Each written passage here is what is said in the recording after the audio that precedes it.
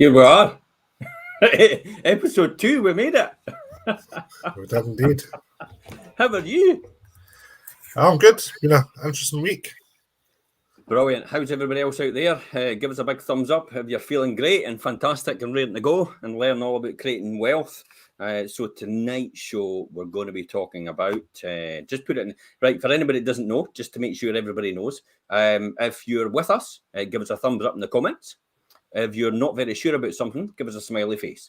And that's all you need to do. So perfect. And you could ask questions as well while we go about certain subjects if you want, if we're talking about. Now, so we're going to be talking about tonight, mindset is more than anything. This is about the mental mindset. A lot of people think that everything just happens to you as a recourse of you're lucky. Well, let's be honest, lucky or luck is labour under credit, knowledge. That's really what it stands for. That's what it comes down to. And James and I have actually discussed this previously, and James actually knows this, and I've known this for years and years, because I've done this for about 30 years now, is you have to develop the right mental mindset in order to make sure that you're prepared for wealth. That tends to be, James, why most people win the lottery, and a lot of people actually end up losing it. It used to happen years ago in the pools, You know, people would win the pools or the Littlewood pools, and they'd win $1 million, and then the next year they would have nothing left because they never really had the mindset in order to make it in the first place, and obviously keep it as well. I think you're absolutely right with that, and you know, some people may think that mindset's a load of nonsense and it's a lot of hippie type sort of wishful thinking, but no, there's a lot more to it than that, obviously. Well, look at it this way. Classic example is, look at the 10 richest men, right? Warren Buffett, Jeff Bezos, Elon Musk, lots of other people as well included in there. But there are 3 of them. Now, they both got 2 eyes, both got 2 arms, 2 legs. They can walk, they can talk. So what differentiates them from us? Because we're literally the same physique as them. So what would make the difference? And it is literally here. It is how you think about things and how you develop things. It doesn't just happen to you. It's you've developed your mind to a point of readiness. So you're ready for the opportunity when it meets you at that particular point in time. You get what you expect. As a classic example, isn't it? Absolutely. And yeah, I think, well, you know, people might say that you're lucky or you're a victim of circumstance or whatever. I think to a certain extent you have to create your own luck. Look at this as a classic example when you said that right now. You're lucky, okay? Everybody used to tell me I was lucky. I got in this 30 years ago. Yet you're having luck, as it so happened now. And how long have you been going? Was this year 3, year 4 maybe? Yeah, exactly. Yep. So you're having luck. And we talked about it last week when you've almost replaced the average income. Yep, absolutely. with your 4 properties. That's but everybody tells me, oh, you were lucky. You were lucky you got in at the right time. But the reality is you're in it 4 years ago and you've got in at the right time. So does that mean in 20 years' time, everybody's going to say, oh, James, you were lucky, you got in at the right time? Because what is the answer to when is the right time, James? What is the answer to that? I was just going to go into that. A lot of people say it's never the right time, and you know, I'm just waiting for the next opportunity. Well, unless you create that opportunity, there'll never be the right opportunity. So now is the right time. Now is always the right time. It is purely down to the opportunity it appears, and does it make sense, and can you make it happen? That's really all it comes down to. So how has your week been this week since the last show? What have you... I mean, I saw a video of you had taken us around your house, your new acquisition. Tell us all about it. Right, okay. So a couple of things for this week, actually. Had a site visit to one of the other properties that are approaching the end of refurb. So I can't say it's been too much longer before it's decorated and then onto the market. So that's quite positive. And like you say, I done the tour on, well, it's actually yesterday evening. Couldn't do it on Friday when we got the keys, but had a tour around our property I bought on Woodside in Glenrothes. 2-bedroom end terrace property. what's the scope for improvement, and with improvement also comes the refinancing opportunities out the other side. Yeah.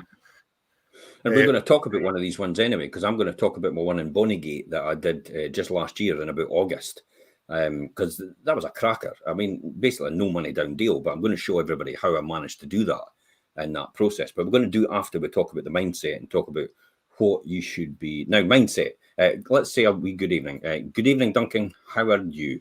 And Duncan's got it straight away. Thumbs up. Well done. You're on the par.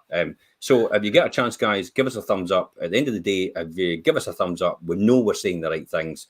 We know you're engaged with us as audience. If you don't give us a thumbs up, we'll literally think we're talking to ourselves. And it's been known. It has been known, eh? Thank you very much, Deborah. That's really appreciated. Thank you very much, Tony. That's really appreciated as well for doing that. Really appreciate your thumbs up. Fantastic. And Richard as well is in here. Hi, Richard. How are you? Richard and I, well, Richard and I and yourself, actually, because you're one of our clients anyway, we will be doing the deep dive session in the last Thursday of every month at 7:30 on Zoom for our clients, our own clients. And you're one of them, James, aren't you? So that'll be a golden opportunity. So we're going to go into more detail and some of the things we talk about specifically now, and some of the things we had to talk about last week. I had to stop myself mid-flow, didn't I? Because I was about to go right into it and think, wait a minute, this is going out publicly. This isn't for a public forum. This is for a private event. Nothing to do with the fact that, you know, it's nothing we would have said that would have been untoward. It's the fact that you're giving away the exact secrets and the exact way you're doing something. And I was really tempted to show people how we source property right down to the nth degree. And then I thought, no, I shouldn't be doing that because, you know, effectively people are paying thousands of pounds or thousands and thousands of pounds to so-called gurus in order to get them to show them that method as well. Yeah, we'll give away some of it for nothing. Absolutely fantastic. And we'll talk about it in the show. But there is occasions where we'll have to curtail ourselves a bit from giving away too much, but that's reserved for a client. So if you're a client of ours, we're more than happy to discuss everything with you. We're more than happy to tell you everything possible in order to increase your wealth as a result of that. Can I just chuck in a quick caveat to that, Jim? Yeah. These sessions and future sessions, we're not about the hard sell. We're not trying to sell you a course of many thousands of pounds or get you into the back of the room and give us your life savings or whatever. There's nothing like that at all. It's just that we do go into a bit more detail on the Thursday sessions. Yeah, and I think for me personally, the reason I'm doing this is more of an aspirational thing. My intention is to actually increase our business as a result of this, and hopefully people will come on board with us, and that will effectively allow me to give even more to local causes and charity. That's the only reason I'm back here doing this, or I'll be sitting on a beach drinking pina coladas. Not that I like pina coladas, but it sounds nice. I just imagine the wee brolly and the nice cool breeze coming in from the ocean and just taking the edge off the 30 degrees heat and the sun while you're sitting topping up your tan. Isn't that a great way to feel? Yes. So good evening, David, as well. Okay, right, let's get into it. So books, mindset. For yourself, what's the best book so far you've been reading in terms of mindset? And why? Well, listen, let's go back. Let's walk it back for people, because we're just immediately assuming everybody knows what we're talking about. But in your way, could you say what we mean by this, James? Because my way, sometimes I don't understand because I've been doing it for a lot of times. So just to get everybody to understand, and if everybody understands what James is talking about, give us a thumbs up when he's talking. So I'd say mindset is more about reflecting where you are, where you want to be, and how you're going to get there. Yeah. One of the books I've read, actually, one of the sub paragraphs actually said, "Think big, but then think bigger." And the whole ethos behind that is that if you're thinking big, you're thinking of something that's probably achievable. So your chimp sort of saying, "Yeah, I can do 3 this year." No, do 6. Push yourself. It is effectively. We've taught. Is it not the case? I mean, when you think about the logic of this, and even in industry, we're chastised for not hitting a target. And I think what happens is we're almost programmed as humans after that, and everything that's done, like for example, for school, education, and your workplace and everything like that, you're chastised for not hitting a target. When in actual fact, the wealthy people actually really probably don't hit their targets because their targets are so immense and so massive that never ever hit them. But I tell you what, they get close to them. But they don't do like what we do or like what we've done before. Is they don't chastise ourselves. We don't beat ourselves up about it.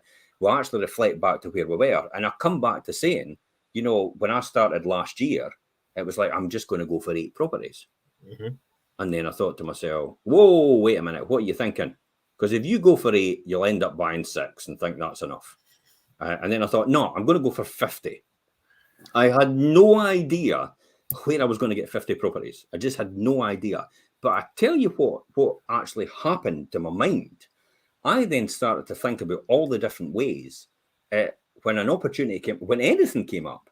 I don't know what it was. I never ran about and did a conscious thing and did everything. I just told myself I'm going to go for 50 properties this year. I don't know where I'm going to get them, but I tell you what, I have now 50 properties. I talked about it in the present. You know, people think you're nuts. It's like, I have now 50 properties. And people go, you're off your head because you've not got any yet. But what I found, though, is talking like that actually started to focus me on the things I needed to do to get these properties. And I ended up with 17. Hey. And that's double what I actually said at the beginning. Exactly. You didn't take the comfortable route by saying, yeah, I'll do the 6 or I'll do the 8. Another thing as well, when it comes to mindset. By the way, I had no idea where the money was to get that. And I don't know what it was. It appeared. That's a slight problem. That happened? But there's ways and means, obviously. But another thing I would say is in relation to that is that when it comes to mindset, you need to remove the word try from your vocabulary. Trying is leaving yourself up for an excuse to say why you didn't pass or whatever, why you failed to meet that objective that you were after. Remove try altogether. Most of my team will understand this straight away. So, James, I'll ask you to lift your arm. Lift your arm for me. Now, did you try or did you just do it? Just done it. Yeah, and exactly. So you're absolutely right. That's how I give an example of there's no such word as try. You either do it or you don't. You didn't. I mean, giving it a try isn't the answer to anything. You're either going to do it or you're not going to do it. There is no in between here. Trying your best is, you know, I'm not really sure about that, if that is the right mindset. So what word should you be using then? Well, do. I'm going to do. You know, I will. Be quite affirmative in what you're planning to do. Yeah, I will. I must. I need. Does anybody else out there follow us in terms of what we're doing? Give us a thumbs up if you follow us, because we just want to make sure that everybody's with us. We're on the right track and we don't go way off the tangent and talk about things that are airy-fairy to people. So really, I'm looking for a bit of feedback here. If you're with us and you understand what we mean by that, and talking in the present, and also talking about your mindset, if you're with us, give us a thumbs up. If you're not sure, give us a smiley face. More than happy, you know, give us a smiley face and we can just go over it just a wee bit more. Yep, we're getting thumbs up all the way through here. Thumbs up from Duncan, thumbs up from Deborah, thumbs up from Tony. Everybody seems to be thinking in the right context. Yep. So that's effectively it. So it is about that mindset, about actually just doing it. And it's a necessity and it's a need. I need to, I must, I can't, I will do. See, can do is a try, isn't it? Again, it's leaving yourself up to make the excuses when it doesn't come off. Mm-hmm. Very, very borderline. I can do. No, I must do. Is probably the key here in terms of that mindset. So let's talk about, you know, what's your first book? What's the first one you would recommend? The first one I would recommend. By the way, just a shout out to everybody. Take notes, remember, because there's loads and loads of information that will come out. I've got my pen and paper. I'm ready to write when James opens his mouth. So I'll give you a starter for 10. Obviously, the Dragon's Den's back on the box at the minute. Yeah. So quite a topical one is Diary of a CEO by Stephen Bartlett. Yep. And he basically tells you how he spotted gaps in the market in terms of social media and how he was able to build basically two companies around that. And by his own admission, it's now, well, at the point of selling on and moving on, £300 million he had generated, and the kid's only in his late 20s. I think he's 28. 28. He's 28 years old. So what is it he actually did? You know, what did he create? Just social media?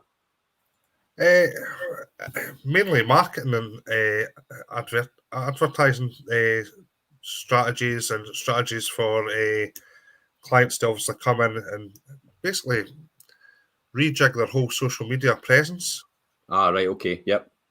So obviously social media is a huge thing now. You know, if you're not using it, then you're not going to get by. So more like a Gary V and that sort of thing. You know, I would say quite similar, yeah. Yeah, quite similar as a British Gary V. So he realised that, because I mean, you know, Gary V is absolutely fantastic, but you'll know hit everybody's inbox, and know everybody will know who Gary V is. So just in case anybody doesn't know who Gary V is, it's Gary Vaynerchuk. Now, I'll be honest, I didn't know who Gary Vaynerchuk was maybe about 2 or 3 years ago. I had no idea who this guy was. But Gary V is a good content provider, but he talks, and there's a lot of free stuff, isn't there?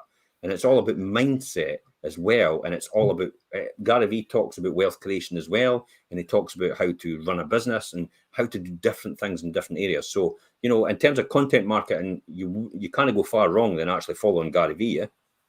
Pretty much, yeah, absolutely. So the good thing with these books as well is you can get them from your favourite audiobook store. So if you find yourself a half-hour driving between locations or whatever, chuck it on your car stereo and listen along. It's a really good use of unproductive time, isn't it? I mean, you know, I think it's quite surprising how much you take in subconsciously as you're doing other activities. Yeah. Like people used to learn languages overnight by putting a set of headphones on and learning French. You know, it's the same process. And going to their bed and just listening in the background. Absolutely. So, do you use audiobooks quite a bit, or do you use the written word? I'll do a mixture of both. It depends where I am at the time. You know, if I'm in the house, I've got a couple hours to kill, then I'll thumb through a book. But if I'm like I say, if I'm doing a bit of tour of Fife, looking at all the properties and stuff, or going on viewings and such like, then I'll set up the hands free and just play it through the phone into the car. Yeah, and in terms of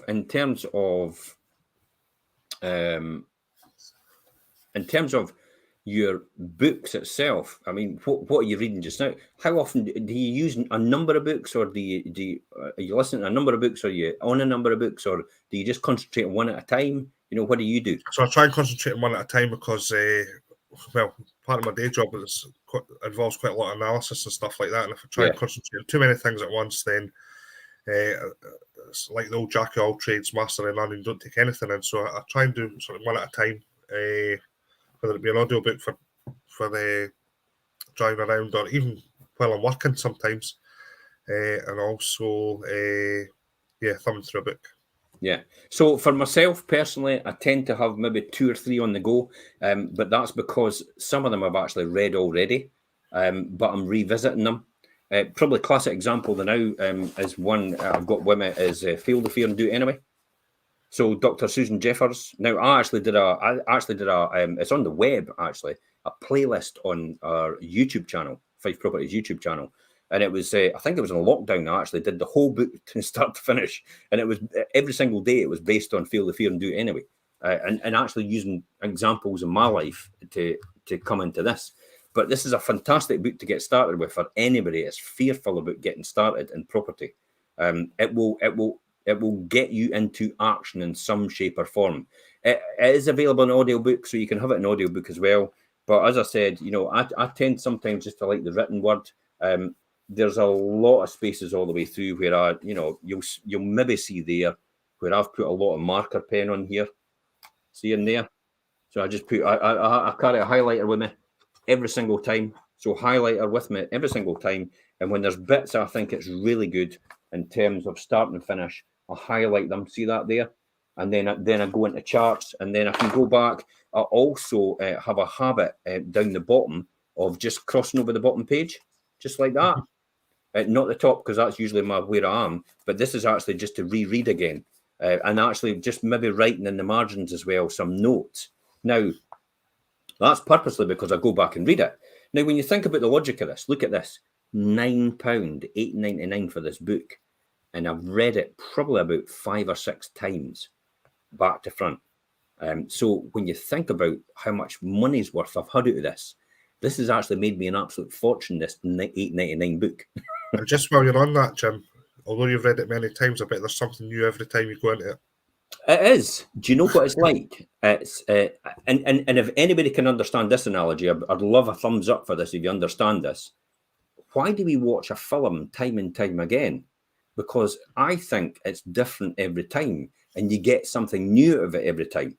That's why I watch a film every time. I must have watched Back to the Future about 50 odd times, and yet I still see something new in it now, and it still comes across in a different way. So if anybody resonates with that, I'd love to have a thumbs up. Or maybe it's just me being a wee bit OCD or something, or a wee bit wonky up here.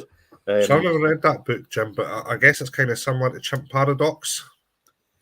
So the whole thing about Chimp Paradox is, yeah. So what is Chimp Paradox? So Chimp Paradox is this little bit in your brain that tries to keep you safe. So anything that seems a bit outside your comfort zone, whether it be public speaking or, doing a bungee jump or something of that sort of nature, the little thing rings in your head and says, you don't want to do that. You don't want to do that. You're not doing that. Flight or fight response. Yeah, I'm doing it. I'm caveman days. So yeah, that's kind of the premise of the Chimp Paradox. You've got this little chimp sitting on your shoulder telling you not to do stuff because it feels safe. And that's what it's designed to do. Yeah, and it's a protectionist thing. But what you have to what everybody has to understand out there, this is a protectionist thing inbuilt into your system. Basically goes back to caveman days, or cave woman or cave person days, if you want to be like that. Neanderthal days. Mind you, there's some about still just now.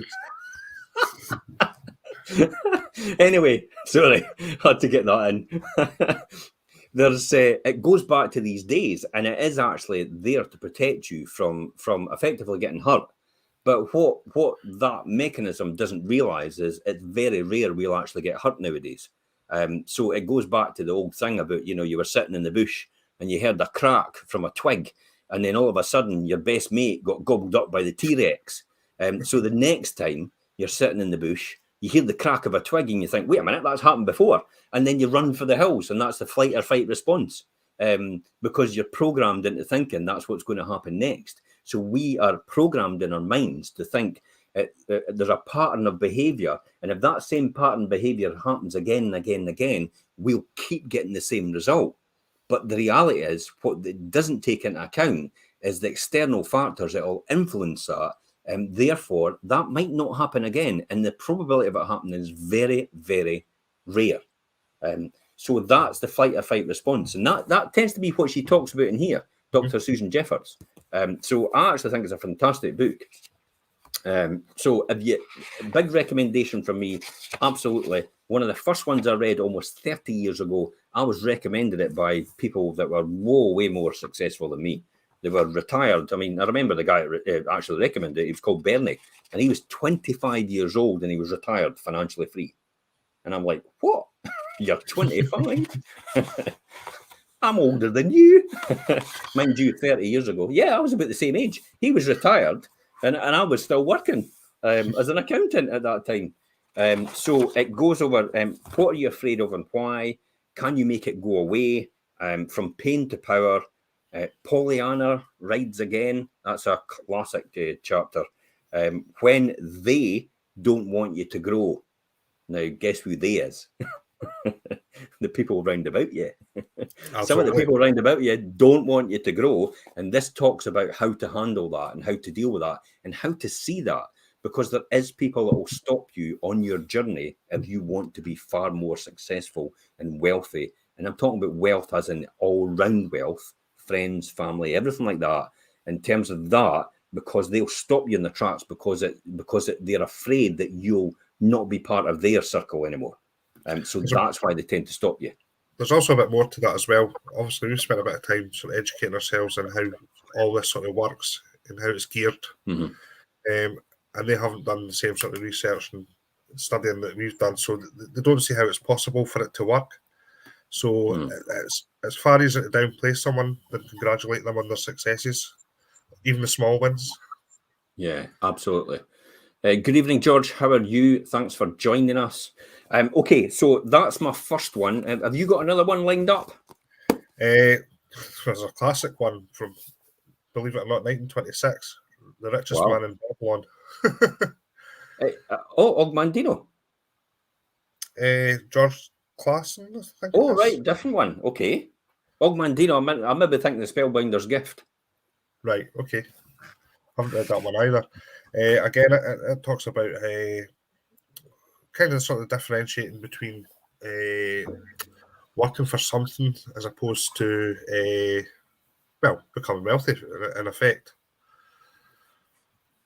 Do you know what? The Richest Man in Babylon was actually the one I was told to read years and years ago, and I've still never got round to reading it. Like I said, it's an old book, the principles are the same. Literally, it was the one at the same time as Field of Fear. It was the same people. Richest Man in Babylon. It was the Spellbinder's Gift I read instead, but there was loads of others. There was The Magic of Thinking Big as well, was a great one. And at that time, Think and Grow Rich was the one I was introduced to all these years ago. That'll blow your mind. Think and Grow Rich, you'll never sleep right again. once you've read that book and you understand the value of compounding, you'll never sleep again. Well, there's another one that's quite similar, and you're going to laugh at the title, but it's called The Power of Broke. Yeah. Now, what do we mean by that? Well, the sort of subtext of the book and its content on the synopsis on the back is how empty pockets, a tight budget, and a hunger for success can become your greatest advantage. Mm-hmm. So if you're always hungry, you're always going to be looking for an next opportunity. I talked about this in probably a couple of weeks ago about that, the power of broke, and the fact that, and it's absolutely true. Keep yourself hungry all the time. I mean, no matter how much wealth you've got, never get to a point where you become complacent, because you'll never ever do anything else. You have to stay in that sort of broke mentality and actually drive yourself forward and motivate yourself. And that's why effectively I only draw down a certain amount, and it's equivalent if not of the average salary, if not sometimes less. And folk are thinking you're going to be, it's like you must be rolling in it and all the rest of it. Well, I choose not to, because I don't want to. The last thing I want to do is actually do that, because then you'll get into all that carry on. Actually, I'll share this with you. You'll love this. I did this. Is it Lamborghini this week, Jim? Well, actually, you're close. You're close, and I'll tell you. And I did this because I thought, oh, this is a class. I'll just show you this. This is a. I doctored this up because I thought this is what all the charlatans do. Classic example. They show you pictures like this. So here I am. Look at me. Hey. You know something? I've got one very similar. Big country house in McLaren sitting in the front drive. And it is for my TikTok channel. All right, so that's my Aston Martin. That's my Ferrari. And there's my big stately home. And does your expensive course end in a 7?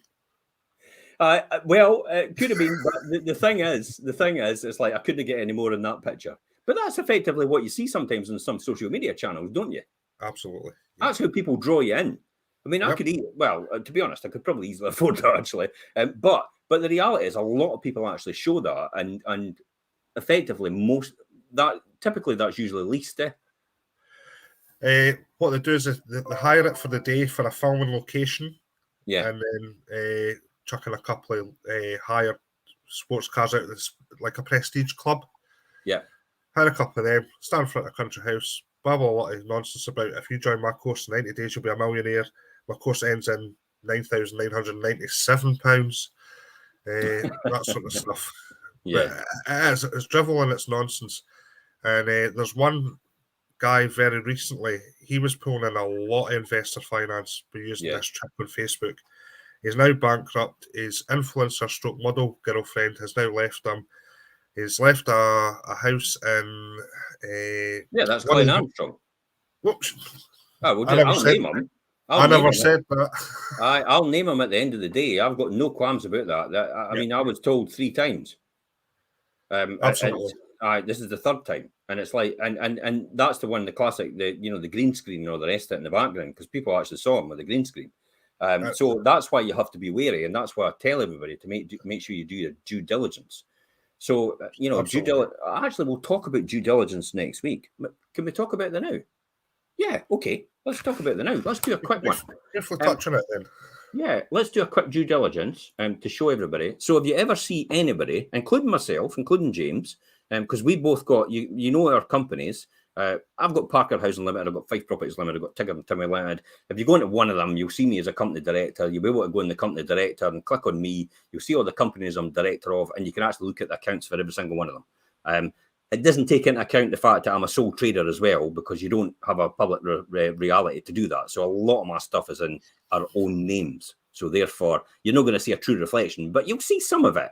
And I think that's the most important thing. But you can do that with anybody. Most people will set up limited companies now, so you can easily do that with them. So I'm going to quickly jump on, and I'm going to show you. Can I also give you a small caveat with that as well? Yep. You'll often find that investors will have a limited company and they might only have 3 or 4 houses with a charge notice against them. That's because predominantly they're buying properties in cash, and until they're refinanced out the other end, they won't appear in the company's house. So can you see that okay? I can. Yeah, okay. So I'll just take my one for a classic example. Let's look at Fife Properties Limited.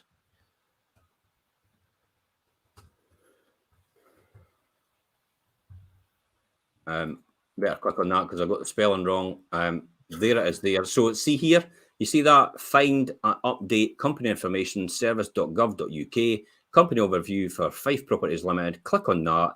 It's their company's house we're in right now. You can search for another company up here. You can search for an officer of the company up here. But basically, if you find the person's company, here it is here. You can see that there. Registered address. It was founded in 2006. Incorporated in 2006, our company. History. So you've got into here, you can do the accounts, you can download the accounts, you can see who the owners are, and then you can see the people, our company directors. So you can click on there. So you've got five officers. So if you click on my name, then you can see the companies that I'm directors of previously. Okay. So does that make sense? Yeah. Company's house beta is another way to get it as well. Yeah. So for everybody else out there, give me a thumbs up if you understand what I just did there. So you understand how to check out somebody's background. If they say they've got a huge financial wealth, they're going to be getting you involved in their program and they're going to sell you their course or whatever it is. If you want to look into them and look into them further, that's a classic way to do it. Often at the bottom of their websites as well, if you go right down to the very bottom, they have their company name. It's a limited company. So it's an easy way to do it. It can be a bit more tricky when it comes to companies that are group companies. So, whether they've got a holding company at the top. I know. And as well, there's a lot of times, for example, Parker Housing Limited, I've not revalued any of the properties in the last, God knows.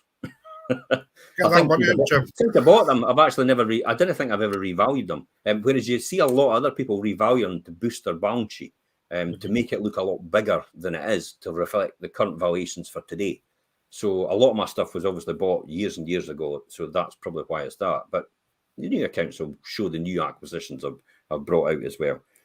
So that's another one. You'll see a lot of boosted balance sheets and it's got a revaluation reserve in it. So in actual fact, okay, they're worth that in today's terms, but it could just drop like that with a crash in the market because the revaluation reserve is based on the value of their houses. Anyway, let's talk about book recommendations. Let's get back onto that. So Feel the Fear. You had one there, you were saying, you were talking about The Richest Man in Babylon, The Power of Broke. Any other ones? There's one called Mind Over Money. Okay. Did you like it? Yeah, it was pretty good. It was like similar to last week's show. It was it helps you sort of differentiate the difference between income and wealth and how to build wealth. Okay. A good thing I learned today actually was it was actually one of the most successful estate agents in Australia, and I was watching them, and one of the most successful trainers. And he actually said, everything you do, you should think to yourself, does that actually help me further my goals? And if it does actually help you further what you're meant to be trying to achieve, you shouldn't be doing it. So think about that in the future for anybody that's out there that's thinking about, you know, I'm going to do this or I'm going to do that. Is it going to actually take you any further forward to your goals? If it's not, then don't waste your time on it. It shouldn't be relevant. Because we like, yeah, we like to be busy fools sometimes, you know, me included.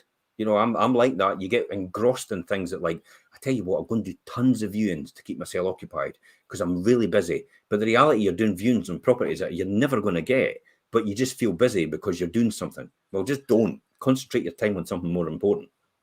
And that leads me on to something about investors as well, Jim. I quite often see on Facebook how people have got like 14 viewings arranged in a day. Now, their pockets aren't deep enough to buy 14 houses, but if they're putting offers on a lot of these houses, ultimately sales can collapse, chains can collapse, and it's a zero-sum game because you're just going to start peeing off estate agents. Yeah. And it's a people business. You have to keep sweet with estate agents and so on, you know. Do you? Well, just be mindful of that. No, I don't know. What deals can you swing my way? I don't think. I just make them an offer and that's the end of it. Right, that's it. Well, that's what you're getting. Take it or leave it. Well, exactly. I'll tell you one of the top tips I've learned over the years, and I will tell people this one. Make the offer you want to make and don't do it as a negotiation. At the end of the day, that's your offer. Take it or leave it. I'm out after that. I'm not caring if you're trying to push me up. That's where my numbers work. That's what I'm offering. I'm done. And the reason I used to do that is because when you phoned the estate agents back after that, they knew fine when they went to their seller that that's him done at that level. He'll never pay any more. And I got them used to that process. And all the estate agents were trained right throughout Fife, from people in Uirmouth, people in Delmore, people in Remax, people everywhere, all the solicitors as well. They knew when I made the offer, that was it, done and dusted. There is no negotiation in that offer. Take it or leave it. Now, admittedly, in hindsight, I lost quite a lot of properties for a few £100. But I tell you what, I've got a lot of good properties. You've got to look at it like that. And I wouldn't be where I am if I hadn't. And I'm not really sure if I would have survived the credit crunch if I'd gone any further. So when you think about the logic of that, I was actually maybe quite fortunate to actually stick to that mantra. And I have that today. I don't. That's it. That's my number. That's where it works. Other than that, I'm out. So I do that every single time. So just a top tip for everybody. If that's what you're going to do, if you're wanting to make sure that people know you're not negotiable, you have to stick to your guns. As soon as you give way, you've had it. You've lost posture. You've lost it completely. And they now know that you're easy to manipulate and easy to negotiate with. Yep. That's the top tip for me. I mean, what's your thoughts on that? Well, like I said, I get concerned that people are treating this more as a number. It's very much a numbers game, but when it comes to things like viewings and that, you don't want to tarnish reputation with estate agents or solicitors for that matter, because it's them ultimately that makes the offer for you. Absolutely. They're not going to put in 13 offers in the hope that one succeeds. Final book for me before we talk about Bonnygate. We'll get round to that because we were going to do it last week. Jack Canfield, The Success Principles. I'm going to write that down because I've not read that. It's a total masterclass. Now, you can listen to the podcast, by the way, because I did a 140 episode series in lockdown of this book. 140 episodes I did. It's on our playlist on the Fife Properties YouTube channel. So if you go to Fife Properties YouTube channel, look up The Success Principle, Jack Canfield.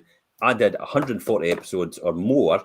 And what I did was I talked about examples about how it affected me and what I did. Now, the classic one in there is a brilliant chapter in 18. Now, that was episode 62 because I've actually got it written there. And it was rejection. The whole chapter was about rejecting rejection. And we talked about that. And it's about rejection being a myth. And you have to go with the mental attitude that some will, some won't. So what? Who's next? So SW. Some will, some won't. So what? Who's next? That's it. And then just say next every single time. And it gives you a huge amount of examples of people that have actually been so successful in the past, but you would actually put them down as thinking, oh, they've not been successful. It's just all fallen on their feet. But the reality is it's not, because they've knocked on so many doors. you know Sylvester Stallone? Sylvester Stallone actually knocked on 12,500 doors. 12,500 doors, yep, to get the rights to actually, because he owned the rights to Rocky, because he wrote it. That's right. But he wanted to star in it, and every single person rejected him and said, "You'll never make it, pal, because you don't have the actor. You're not an actor. You can't even speak properly, so you'll never make it." And he got a wee studio to agree to him after 12,500 doors he knocked on to agree to him, not to pay him, but actually to give him a share of the rights in the film when he made it, and he would get involved in he would be the actor, the main lead in it as well. So there's a huge amount of famous rejections here. Anne Frank actually goes to say the girl doesn't, it seems to me, have a special perception of feeling for which would lift the book above the curiosity level. And that's what a critic wrote about Anne Frank's diary.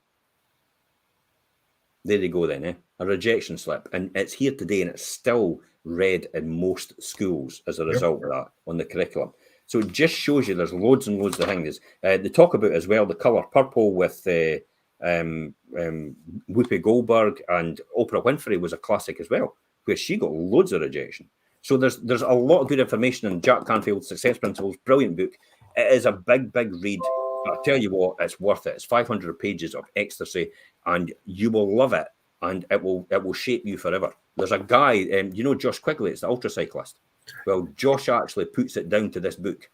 This is what changed him forever, and took this boy from basically driving into a brick wall at 75 miles an hour to kill himself to being a Guinness World Record holder last year on his bike.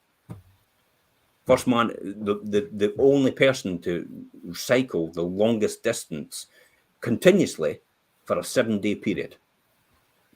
So that's a fantastic book, I would say. Let's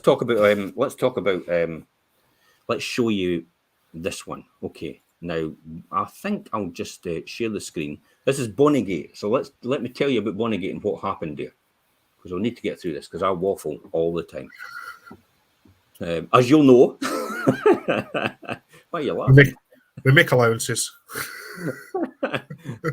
So let me get this up. Bonnygate, there's the pre-renovation before. Let me just flick that down. Get that down to the screen. Get that in here. I wonder if that's going to fit. Right, let's see if we can see this. Give me 2 seconds. I'm just going to share this on the screen. Everybody else, give us a big thumbs up if you're still with us, please. We'd love to hear from you if we're on the right track, and we'll show you this one. I can't hear any snoring yet, so we're good. You see this okay? I do. So this is, I could put it to that, because really that's all it is. This is Bonnygate. Now, I'll tell you what happened with Bonnygate. I actually got this. I saw this on a website through an estate agent for £60,000. It was a 1-bedroom upper flat in Bonnygate and Cooper. Now, it was last year. Now, the numbers didn't work for me, and I thought, it's just no right. But I tell you what, when we've been connected, now remember, connections is a big thing about networking with other people and connecting with sources especially. So I then saw on a sources page come up as, I've got this property in Bonnygate. Somebody's come to me, and they're possibly it's going to work at 50,000.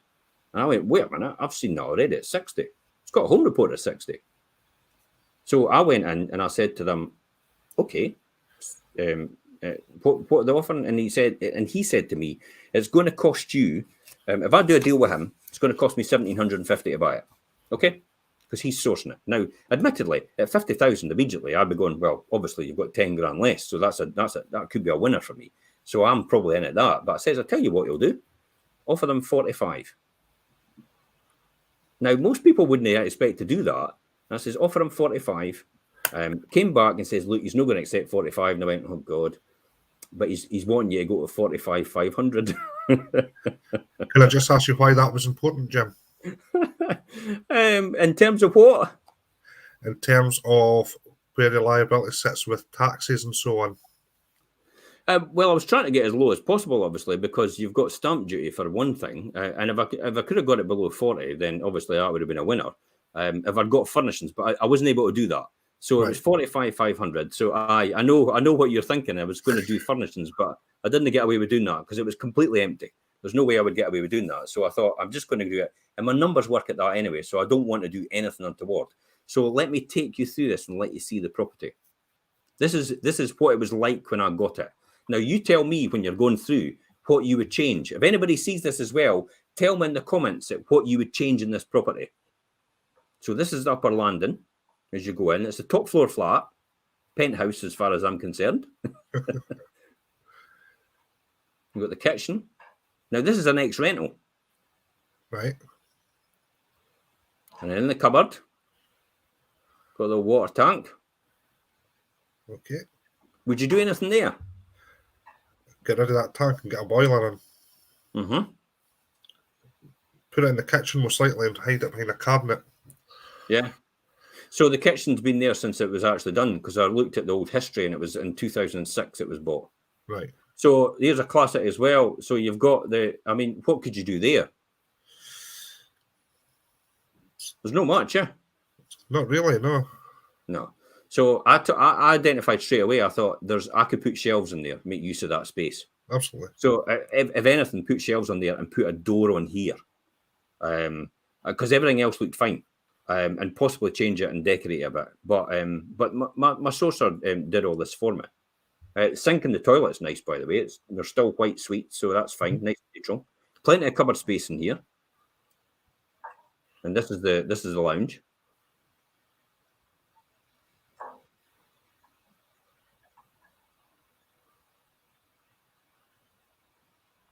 Iron board comes with it, surfboard. So there's a classic look. Gas fire. Aye. I thought I'm going to take that out. Going to take that out because I didn't see the purpose of it, because you've got all that heat rising as well. You've got one radiator in there. You've got the sun on it all the time. You've literally got hardly any windows in it. There's a good amount of light coming in, but if you keep proper white bulbs in, daylight bulbs, I mean, it'll look nice and bright anyway. So I thought I'll get rid of the fire as well. And then you've got this so the one thing I didn't like about this, and it'll pull back, I'll just pop back to there. There. See the window? That was because of the fire. So because it had that fire, you have to put that. See the vent? Aye. And I can't stand them because they just blow a draft. So immediately that window's got to come out, or that wee pane. Now this is a conservation area, so you can't change this. And it would cost a huge amount of expense to change that window. But the window was in good nick, and I just thought I'm going to take that pane out and get a sealed pane in, because I'm going to change the boiler anyway. Right. Nice and central location. Absolutely, because you've just got the train station just a wee bit further up, and there's it's great. I mean, it ticks all the boxes. Double radiator there as well, so nice, good amount of heat. You've not got a huge ceiling as well, so the heat's going to be reflected and circulated back round from that. The way that some heat downstairs as well, won't you? Yeah, and then you've got double cupboards here again. Look at that amount of space that's in here. That's another room. Yeah, didn't get me thinking. You've got yourself an HMO there. But that's a good sized double bedroom. Oh, aye, absolutely. So good sized double bedroom, and that was kind of it. So I decided out of that, just finish off here, and then back out into the landing, which was a nice spiral staircase going down there. I decided out of that, kitchen, tidy up the shower room, change the heating system. There was one of the Velux windows wasn't great. It wasn't opening properly. And then decorate and carpet throughout. And then get proper electrics, because the electrics, I mean, the electrics was up to date because it was a tenanted property previously, but I felt that I had to get it redone because legislation's changed a bit in terms of that. So let's just take that off the now, and I'll show you the finished result. And then we'll talk about what it achieved. Just jump onto there. Completion. Here we go. So we've got our esteemed star here, Mr. Cook. coming to see us this time, because he went round and did that. Because Richard, I got Richard to look over it as well, just to make sure the numbers were right before I started. So Richard took us round, and I'll just mute him. Sorry, Richard, but we just want to talk about it. So Richard's taking me around. Richard, actually, this is the pre-portal launch as well for Richard. So he's this is actually going to attract a £475 rent a month. New front door, Jim. Well, it's actually just painted. Is it? Yeah, just painted it a nice colour because it was a solid wood. And then what we did was, see down the bottom there? Well, actually, oh, could have hit the wrong button. There you go. The beauty of live. Yeah. I'll just hit that again. Can you see that okay? Yep. Yeah. So what I did was I got that landing sorted. So there was a landing, it was a bit in there. Jeez.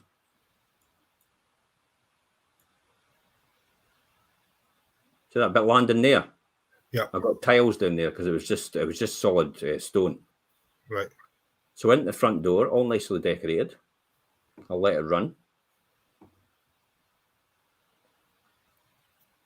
Now the key box was there just for the refurbers, just to do all the work. Right. Now look at it.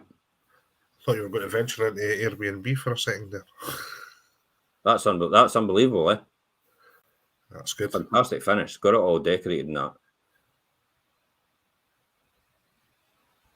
Did it nice and neutral as well, eh? We had to upgrade some things like put TVRs on the radiators because there was none for the EPC rating. Right. To get it higher. Because obviously EPC is a big thing. So get this all set out. Even use the existing fridge freezer. Well, hey, because it was a good one, and took it out of that corner so you could have a breakfast table.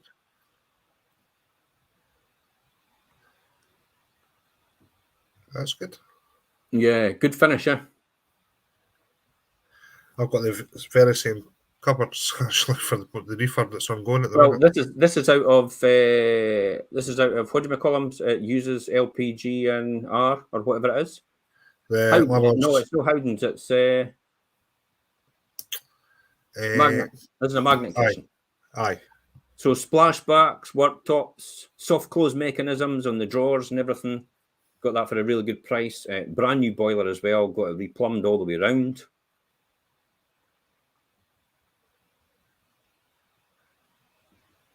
See the TVR there? Yep. And then a wee coat hook rack.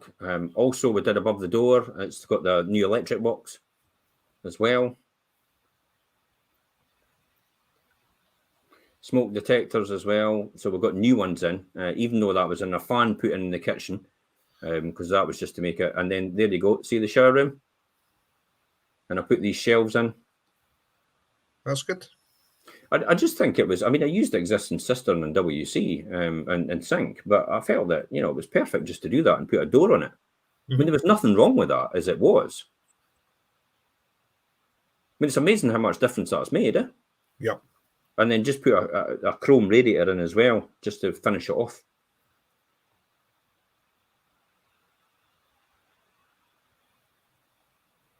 That's been a good purchase, but looks it. Yeah. And then painted everything white, because obviously that looks really dated with the old wood board. Put a double radiator in there. Felt that was necessary. Now, there was a couple of times, and put new floor coverings in as well. There was a couple of times that, I had to get them back and just, to get my standard. I was just a bit, so don't feel afraid, anybody out there, if you've got somebody that's doing the job for you, just to get them back and get them to the standard you want it. Because it'll just, things like it was seals in the bathroom and seals in the worktops and stuff like that. They were just weren't right. And I thought, if this gets water into it, it's ruined.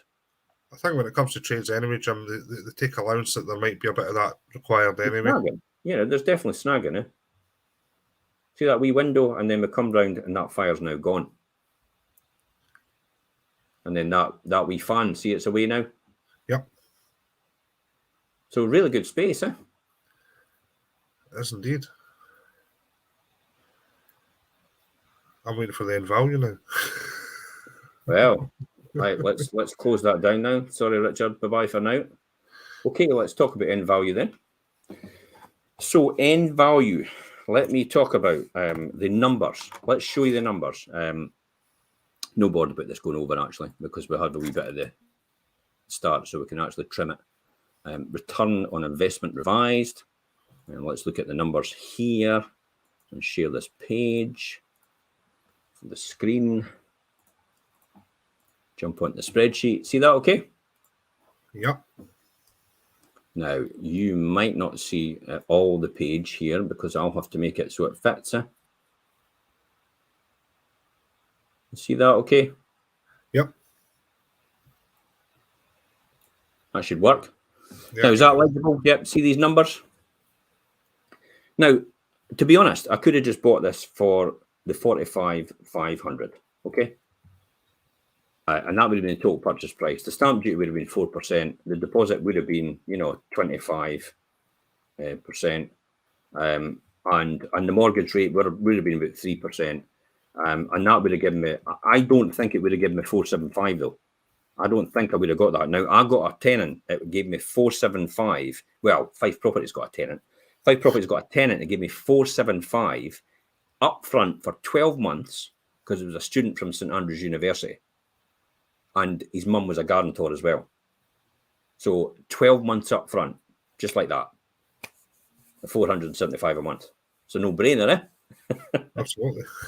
And so ideally, I mean, if it was in its state it was in, you probably would have been lucky to get 400, to be honest, where it was. So in that position, you could see where the numbers were. The legals were all in with 734. And then you probably would have had to do a wee bit of work on maybe £1,000 worth of work done on the EICR and that. So probably that's what it would have been. 2,300 net profit after 30% overheads and after the mortgage is paid, interest only, a 15.6% net return and 156%. But that's all it would have been worth really, because it was just in that state it was in before. So I actually got, I actually put £60 for gas cert, 120 for EICR, a clean for 67 quid.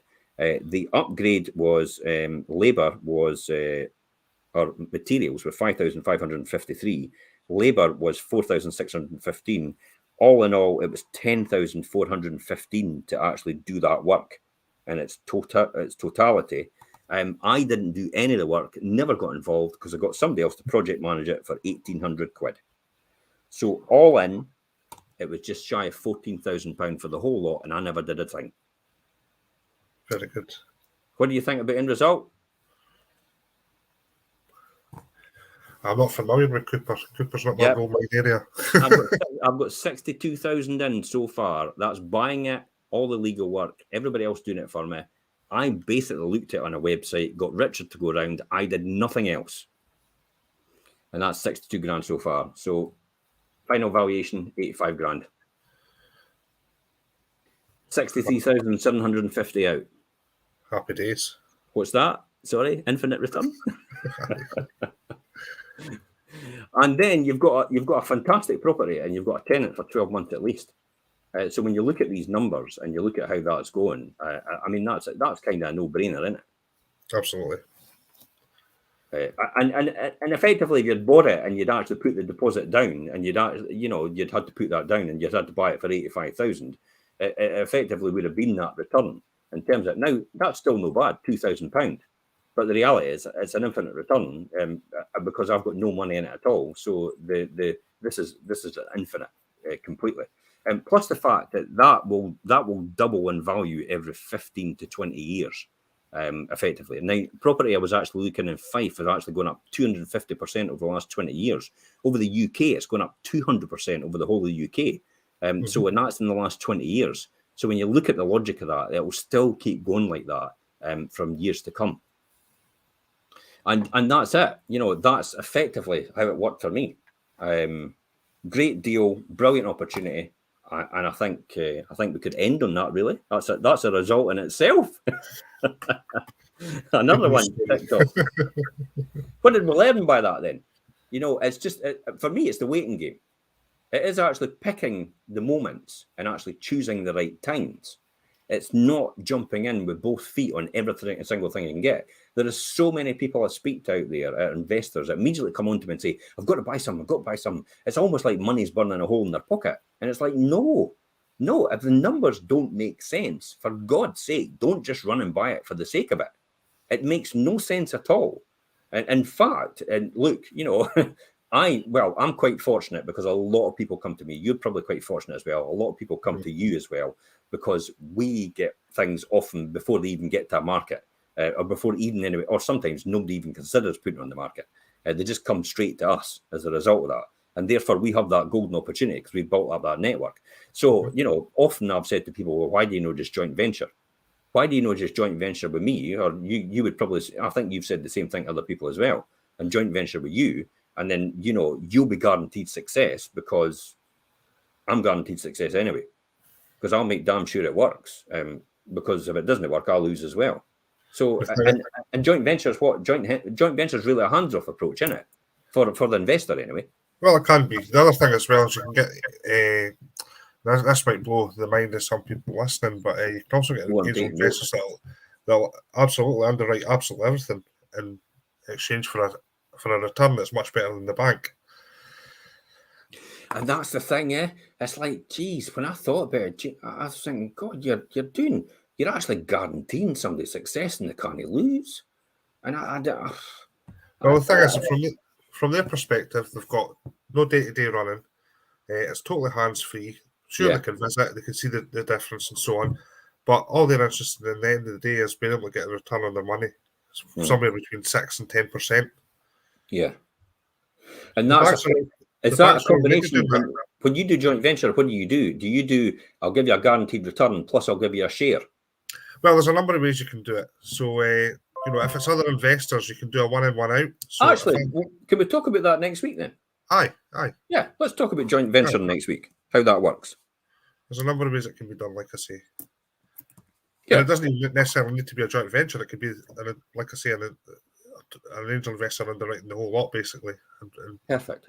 Okay, and on that note, guys, if everybody can just give me a big thumbs up to say that they followed the show and they understood the show completely. I understood it completely. But you can give us a thumbs up in the comment to say you understood everything. It all came across clear. If you've got any other questions after this, please feel free to message us direct. We're more than happy to take your questions later on. This is not an end thing. So we will be doing same again next Monday at 6:30. We will be talking about joint venturing and how that works.